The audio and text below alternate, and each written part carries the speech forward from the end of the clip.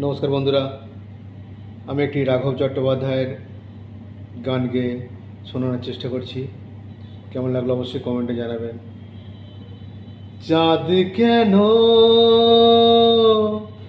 আসে না আমার ঘরে, চাঁদ কেন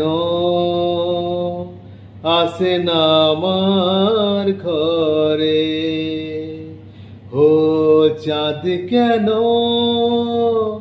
আসে না আমার ঘরে, চাঁদ কেন আসে না আমার ঘরে। সে অভিমানিনী আজও তো বলেনি, অভিমানিনী আজও তো বলেনি